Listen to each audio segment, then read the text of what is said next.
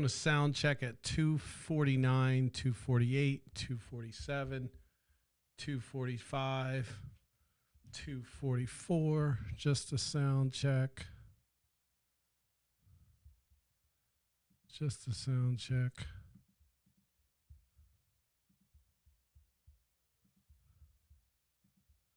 Just a sound check. Just a sound check.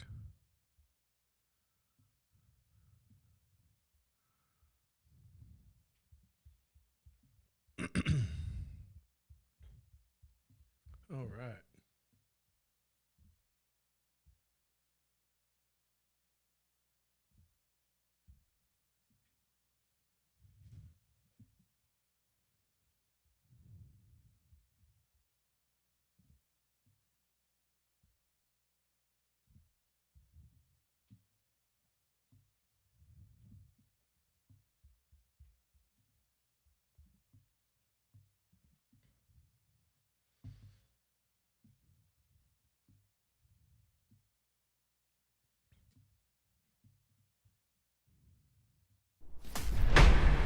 Listening to Smashing the Party.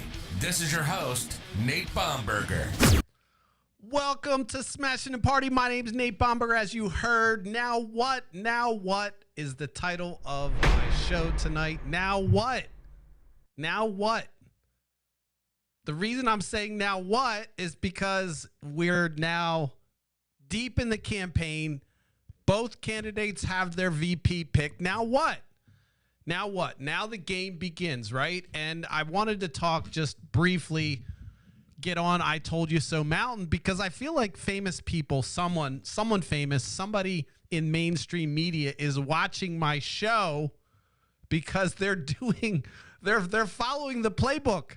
They're following the playbook, and I promise you, I'm standing on I Told You So Mountain with receipts. If you go back and watch the one where I talked about Solution Brainstorm, I played it 3 times because I wasn't feeling good that week. And in that, I talked about them dropping Joe Biden, how it would change the campaign, how it would take courage for Biden to drop out. It would be a big deal. It would show that we don't live in this virtual fake fantasy reality that Republicans have been living in with this fucking Donald Trump icon of theirs. And they did it. Now, I'm not, look, I'm only I Told You So Mountain just because I'm calling it like I see it, and I'm going to pat myself on the back. We're going to do a Snoop Dogg. I thank Nate for being on top of shit. I called out Project 2025 before it was hit the mainstream, and now mainstream's essentially banished that. Trump's walking away from it, although now there's circulation of him in the jet with the writer and the founder of Project 2025. So there's no getting away from Project 2025. But we talked about this on our show first. The reason I'm talking about this, now what, is because I'm watching Facebook kind of as a lurker. I've been watching social media as a lurker lately just because it's good for your mental health to take a break. Take a break from all the anger that you see out there. And so I'm watching these threads on these different forums that I'm a member of, whether they're political or non-political, and people are talking about things that we talk about on this show. And I want to just post a link and say, damn it, why don't you just listen to my show? Okay, listen, I know this sounds like I'm just talking about myself, but folks, I'm telling you, I'm on top of it. You don't have to watch the news. That's a lie. But I promise you, if you're watching this show and listening, we're on the cutting edge of what the Democratic Party's trying to do. And I promise you, I've called it before they've done it. We're calling their plays. Maybe we should get into political consultant. Who knows? All right, enough pats on the back. But I'm on I Told You So Mountain because I said the attacks that they were going to try to land on Tim Walz, the governor, the now VP pick, verbatim, it's like they Googled it and they said, what works on Tim Walz? And they came up with the same line of bullshit that I said they were going to do. And it's the reason I came up with it was because I looked at what they were attacking him in his own state and see how that plays. And so the political consultants aren't much smarter than me. They did the same thing. They're replaying the attacks that they thought would work in Minnesota. It didn't work. He got re-elected as governor after his mismanagement of COVID. But I stand on I told you so mountain, folks, because it feels good when I'm getting validated by these big organizations, spend all this money to try to figure out what the pulse of things are. And we've been ahead of the game. That's all I'm saying. All I'm saying, okay? So I said in my intro, I'm going to be on I told you so mountain. I told you those attacks would come, and I told you they'd land with a nothing burger. They're not going to resonate. How are they going to paint this white guy as some far left person? It's easier with Barack Obama. It's easier with a woman. It's very difficult to paint this guy that looks like my grandpa as some far left character, and aesthetics matter. And so yesterday I made the kind of offhanded remark, well, at least he's a white guy. He's got that going for him. There's a lot of truth in that little quip. And the reason is because he kind of has this Teflon of white privilege that surrounds him that Democrats can now use to say, hey, he's just one of you guys. All your base that's going crazy about far left. This is grandpa. He goes hunting. He has a gun. He has grandchildren. He has 2 kids. He was a school teacher. There's nothing radical about this person at all. We know these people. And so these attacks are landing like, they're not landing. They're just kind of tapping and kind of pinging and being deflected off of his white privilege, which to the advantage of the Democrats, they're using it to their advantage this time. And so they had the painting, they're always going to take that Democrats are not American, they're foreign, they're doing something that's un-American, that's easy, that's just their tack. They own patriotism. However, they're struggling right now because, again, their whole plan was old Joe Biden, creepy old Joe. That's gone. Kamala Harris really isn't, nothing's landing on her. Along comes the weird angle. Now everything they do looks through this lens of weird, so they're trying to get out of that and saying, oh, well, they're more weird than us, and it's just not working because it makes them look even more weird. You have this VP pick, which I stated yesterday, it's not going to boost her campaign. It's not going to be a detriment, but it's going to be a great deflection, a great shield, because a lot of their attacks are going to fall dead. Aesthetics matter, and this is going to be difficult to paint this grandpa as a far left radical person. It's easier when the name's Barack Hussein Obama. It's easier when the person is of color and her first name's Kamala. It's not easy. Tim Walz. I mean, this is the VP pick. So again, all those attacks, those identity attacks, which they claim to not like, however, they use them in every single campaign, they're not landing.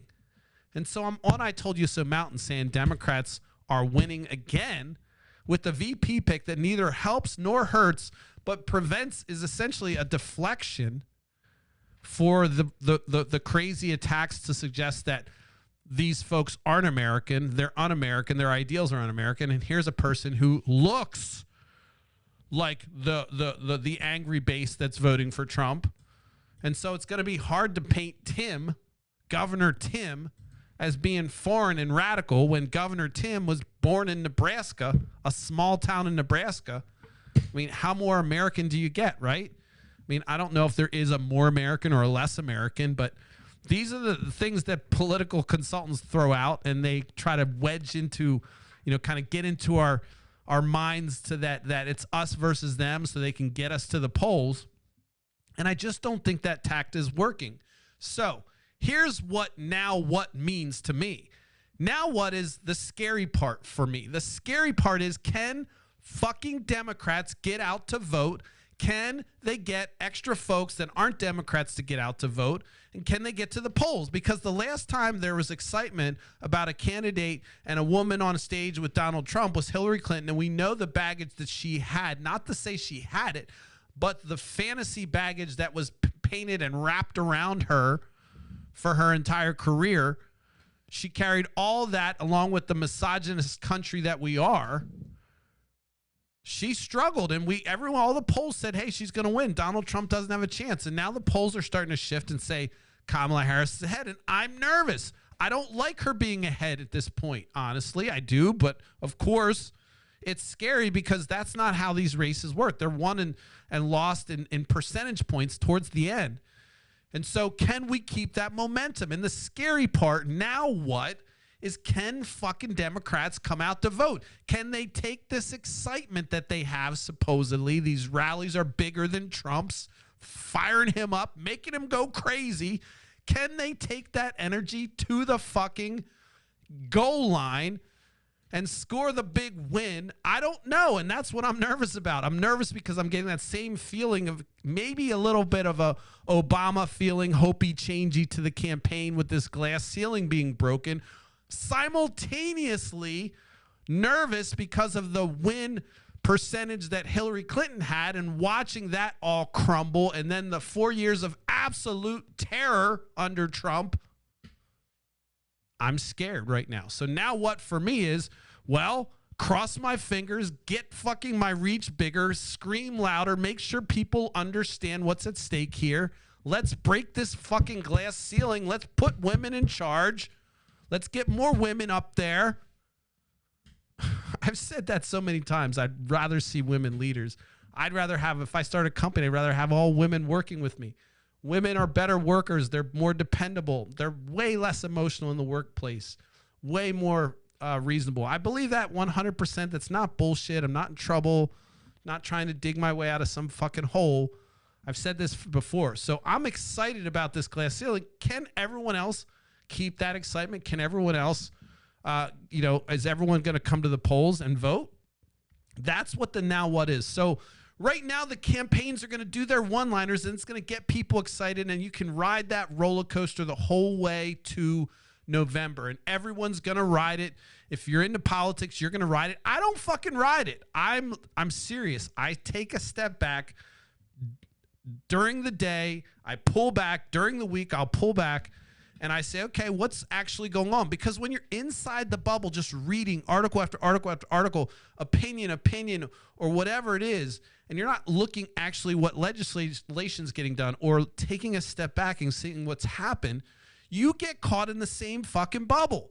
So I don't want to be a bubble guy, and I'm not saying, I'm excited. I'm in the bubble of the excitement, but I'm also kind of trying to pierce that bubble and say, okay, look, I'm in the excitement bubble. What's really going on? And if you look at the other side, there's no budging to come to Kamala's side to say, oh, wow, let's break the glass ceiling. They're still vehemently supporting Trump at all cost. It doesn't matter. So there's a hard line, a core group of people that are not going to budge either way. And so those folks, there's no hope to get them. And of course, those folks are the most vociferous online with the online attacks. And so they're the ones that are screaming the loudest to make sure that their voice is heard, because they also feel this threat of their chances of winning, again, going out the door. So it's hard to tell what's really happening. Polls, schmoles, I know they're effective at gauging some things, but we know what the polls said when Hillary Clinton lost, and so the polls were all wrong. So I take the polls with a grain of salt, but I take it as one little tiny component in the aggregate that makes up the zeitgeist or the spirit of the campaign, which I try to capture on this show. And I'm telling you right now, the scary part, if you're on either campaign, is, all right, now the gun has started, the race has begun, we know who our opponent is. Can we get our folks to the polls? Sure, the debates matter, but can you get people to the polls? We're seeing large registration drives on the Democratic side. You're going to see every single act, every single method, policy, trick in the book to try to prevent Democrats from allowing their votes to count. I mean, they make up crazy things like it should be one-day voting and all kinds of things you're going to hear about. Anything that gives Democrats an opportunity to vote without having some kind of weird fucking poll tax. So the now what for now in this campaign, based off of my analysis, my team's analysis, my whole entire organization of Smashing the Party LLC, check it out, it's a real organization. I have decided right now, the now what is, who the fuck are we getting out to vote? Do we have enough votes in every state? Do we have our engine lined up to get people to the polls? Let's go. Let's get that started.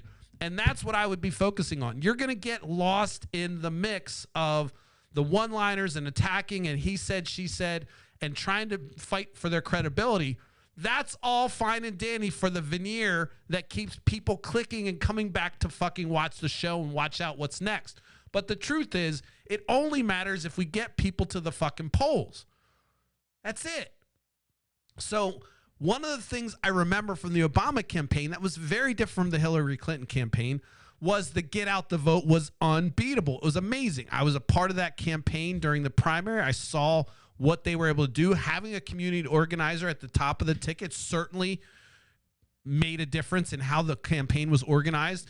And so there was an extremely effective get out the vote effort that I didn't see on the Hillary Clinton campaign. Okay. Now I'm armchair quarterback in this shit. You know, there's probably more I could do, yada, yada. I give my money. This is my platform. So, you know, pay me to advertise on my channel is what my viewpoint is, but I'm advocating for my position. They're getting free airtime from me. So that's how I see it. But the truth is I didn't see the same kind of excitement on the ground from the Obama campaign. For instance, I remember my door being knocked on 3 or 4 times during the Obama campaign, which was really fucking annoying. It's like, dude, yes, somebody came by, but it was like they had waves of people just coming by saying, hey, did you vote? Did you make sure? Just in case I didn't, somebody else came by. Maybe they didn't update their system quite yet. And so you could argue that maybe they didn't have the logistics to duplicate, but I don't remember anybody knocking on my door for the Hillary Clinton campaign. Of course, I'm an automatic vote. Maybe it's a wasted knock because I'm going to vote. So maybe there's some efficiencies that I don't see. I'm stating this from my opinion, but I would argue that the most important thing in my lifetime that I've seen is what happens on the ground floor on election day or those days prior to get people to the polls. Whatever else is fucking bullshit. It doesn't matter. It's the roller coaster ride. It's the thing that keeps you coming back to Rachel Maddow and all this shit. Say the polls are narrowing, blah, blah, blah. Whatever it is, that engine that gets people to the polls is the winning formula. And so I think as we start to look at where this campaign's going, I want to know what the ground floor looks like. The one thing that's good for the Kamala Harris campaign right now is they had like an influx of volunteers. So that makes it exciting to me. That gives me hope. I'm not only excited about just seeing her aesthetically whoop Donald's ass in a debate, which would be fantastic. That doesn't do us any good. If she loses the debate the whole way to the election, but we have an engine that gets people out to vote for her, okay, roller coaster ride over. She can, lick her wounds about a debate. It doesn't matter. The debates are important. Sure, that gets people excited. But getting people to the polls is what the now what is. And so that's what the race becomes now. And of course, the political consultants are going to make their money with their advertisements and their attack ads and all the bullshit click stuff that's going to land for some folks. But the truth is, what's happening behind the scenes on the ground floor at the campaign level is going to determine the winner here. And if we actually have the excitement, we have the drive to get it over the hump and crush this motherfucker, wannabe, authoritarian, narcissist, malignant narcissist, ass rapist motherfucker and get him out of the loop. So that's how I feel about it. I don't know. I just think the now what is really going to be the horse race that's going to generate a lot of money for advertisers and so forth. But really getting down to brass taxes, can we get people to the polls? What's the organization look like? What's the get out the vote strategy? How are we making way with registration and registering new voters in the Democratic Party, ideally, but getting everyone to vote? That's the big thing. And this is where this is where the scary thing's going to happen. I don't know if somebody can say something that's going to make it that's going to counter a very effective get out the vote strategy. And this is my point. So all the one-liners and all the clickbait that's going to happen between now and election and all the scandals and faux scandals and crazy things and the fraud, attacks of fraud and using and projecting all the attacks that land on Donald Trump, throwing them at the Harris campaign is what's going to happen, guaranteed. So you're going to see cheating, fraud, yada, yada, all that stuff being thrown over the bow because that's what the Republican Party's doing with their candidate. But the engine that's underlying and working behind the scenes that maybe you don't hear about, those annoying text messages, those calls, those emails, those fundraising things, all that stuff's important to help ultimately get out the vote. So I'm going to be keeping an eye on that. I don't know how, but I'm going to try to get a feel for it. Maybe I'll stop at some campaign offices and feel the energy. I'm a pretty good assessment of walking into a room, be able to tell kind of what's going on. So maybe I'll do a little of that to get a little bit more information than just my fucking George Bush gut, which, again, we know how that works. Mission accomplished. The truth is, it's going to come down to votes. I mean, that's obvious. We know that's what wins campaigns, but it's the engine that gets us there that's going to win. And I'd love to see the engine that Barack Obama had come back full force and just create a routing that we haven't seen, and just put this kind of fantasy of having Trump as another president to bed. That would be fantastic. So that's how I feel about it. I just want to give an update. I'm feeling fantastic lately. Tinnitus is still on full force, just so you know, but handling my stress and underlying kind of anxiety just is a game changer. I'm feeling really good kind of holistically about everything. So it's fantastic. I don't know why it's taken me this long to kind of admit that I've had anxiety and which can lead to depression.